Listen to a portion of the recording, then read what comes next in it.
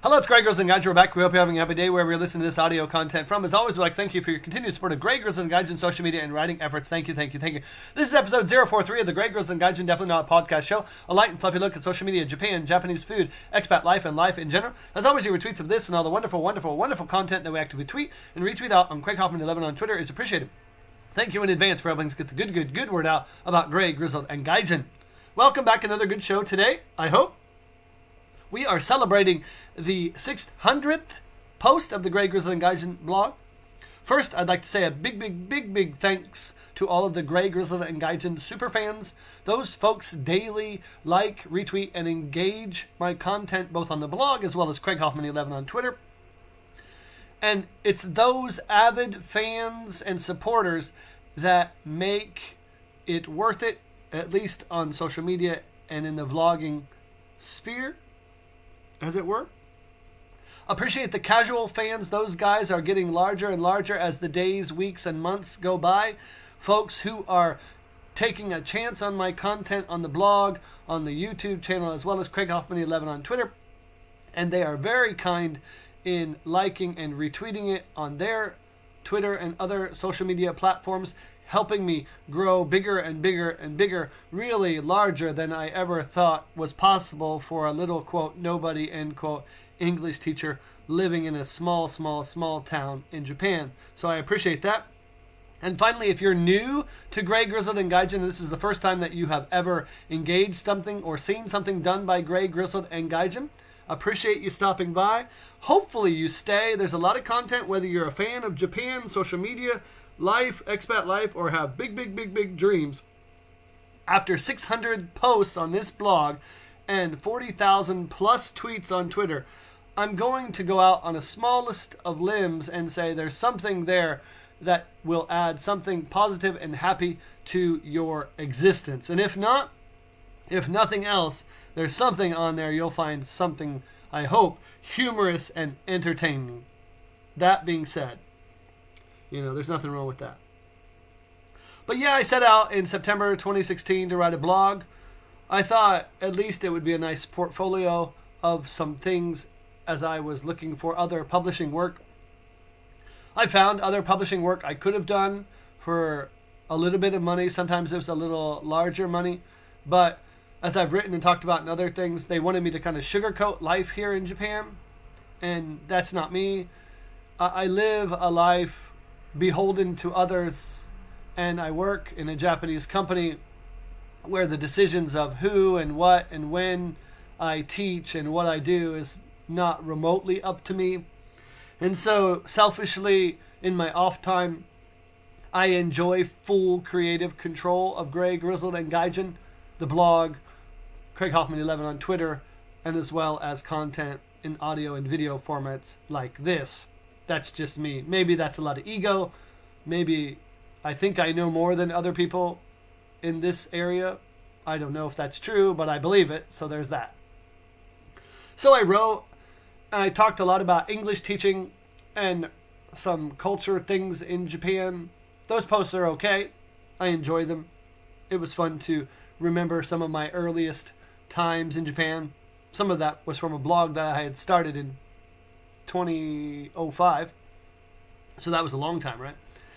And I pivoted a little from English teaching, mostly because that's my daily life, and I didn't really, in my free time, want to talk much more about something that I do ad nauseum here in Japan.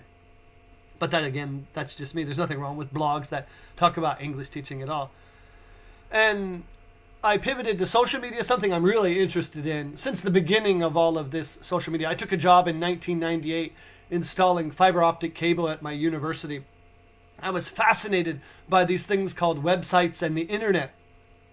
And I remember as a college freshman in 1994, I sent my first email by a program called Eudora. That really dates me.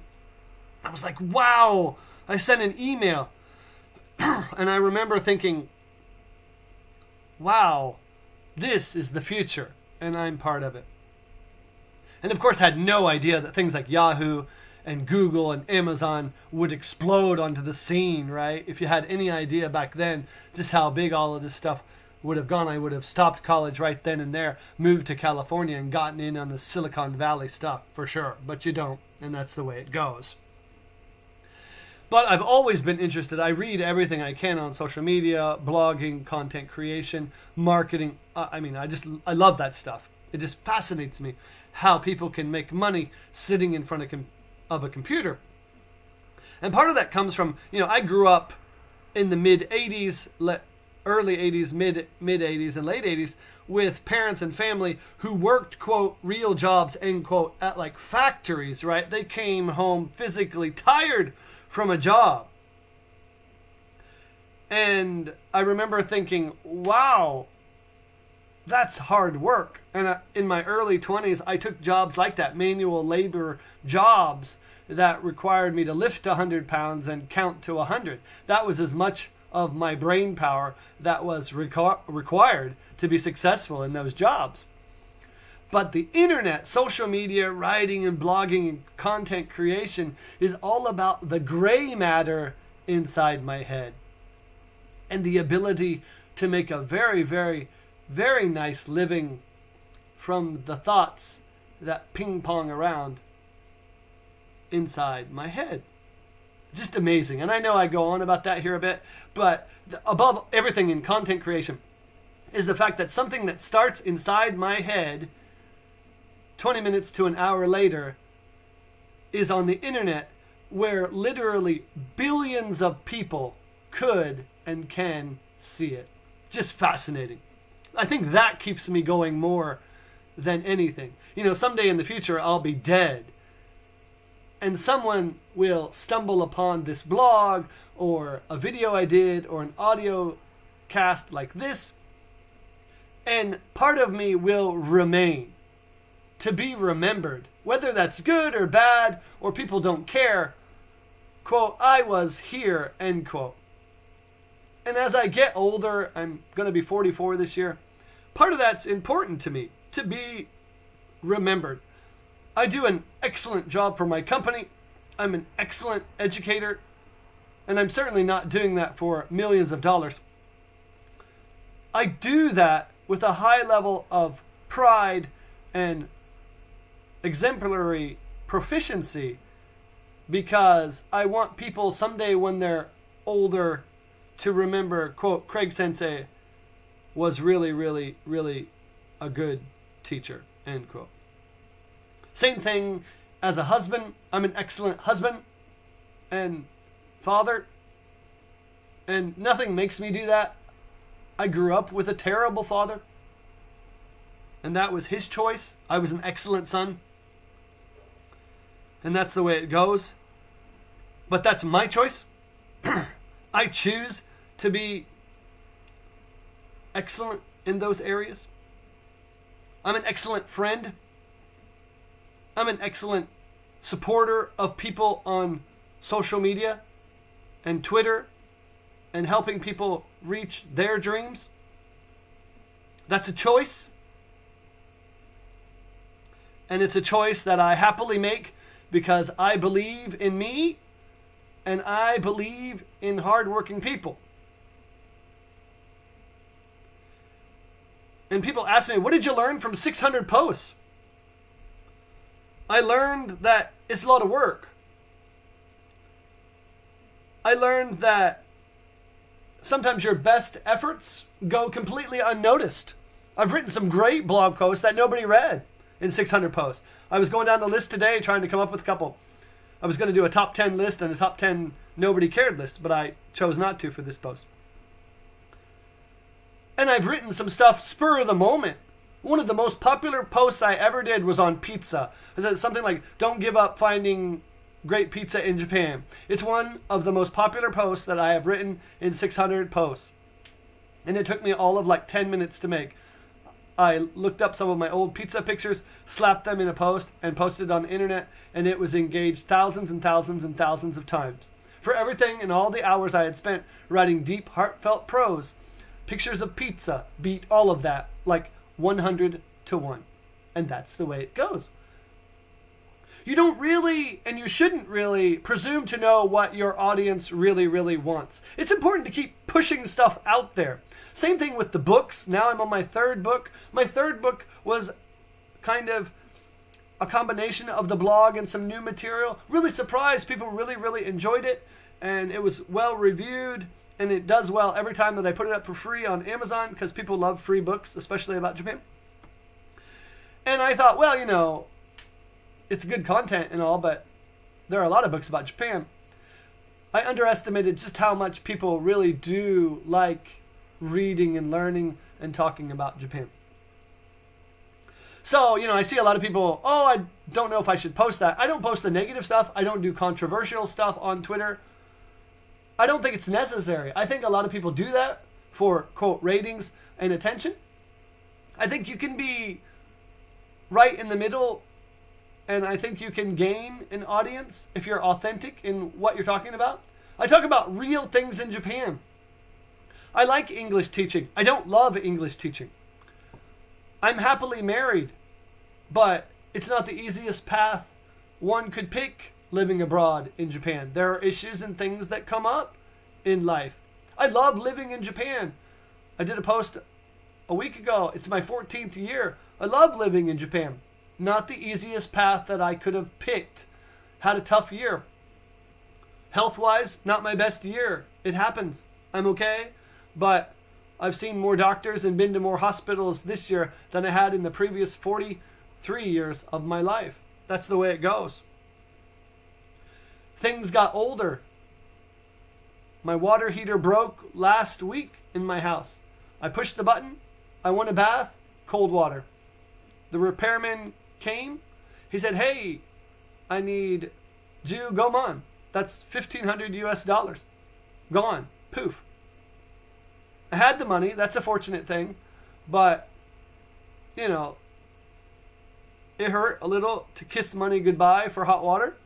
You kind of expect that to be part and parcel with having a condo. And it is. But when you own the condo, that's your responsibility. Little ouch there. Little heads up for those of you who dream of home ownership in Japan. In 600 posts, I learned that I grew as a person. I started a blog for me. I wanted to reach out to people.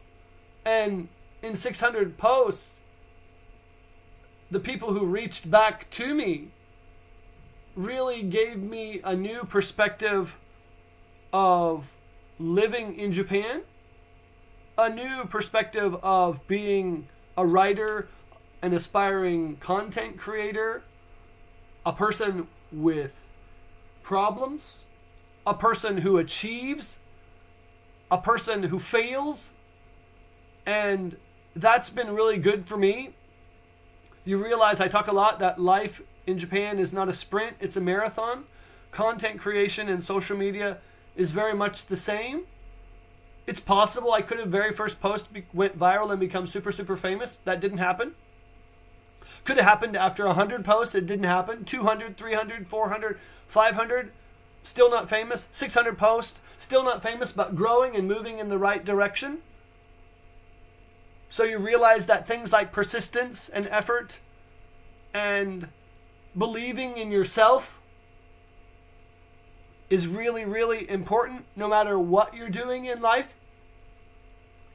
You realize to let criticism roll off your back while still being smart enough to take something from it that might help your content creation or your life.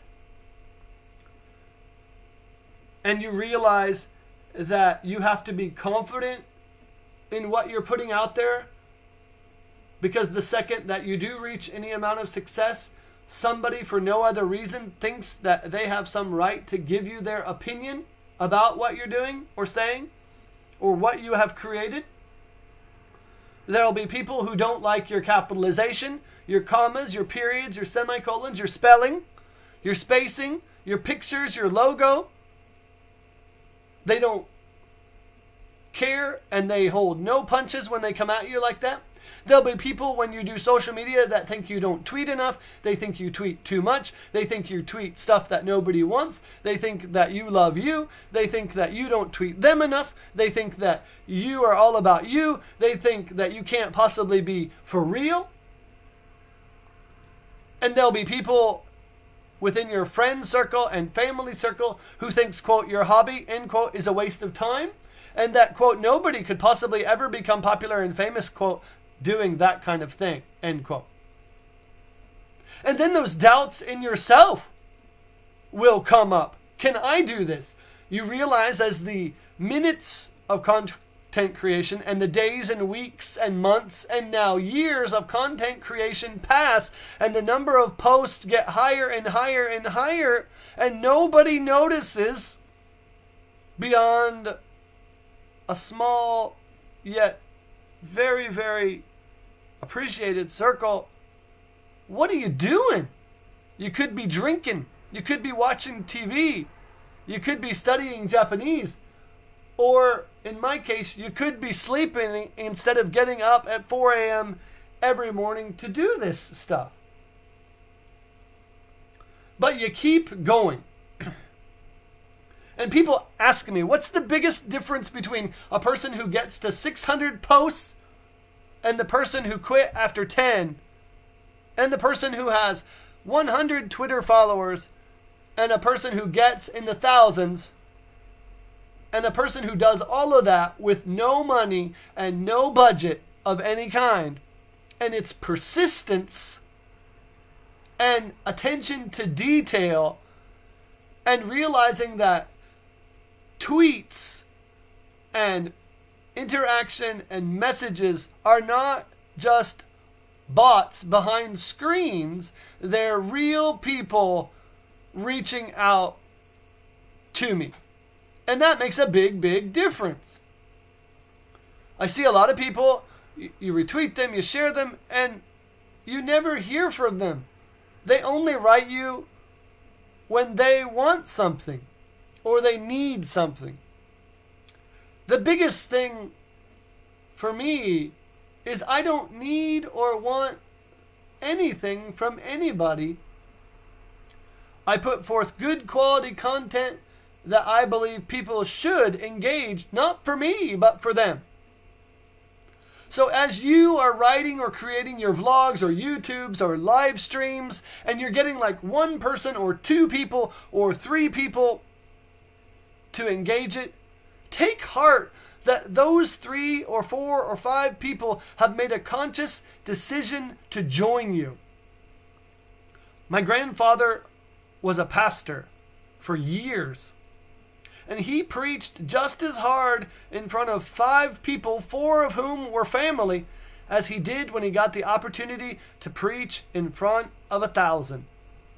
I write just as hard, I tweet just as hard for that one reader who thinks, wow, Craig, that was good and really meant something to me, as I would if I was writing something for Time magazine tomorrow for millions of people.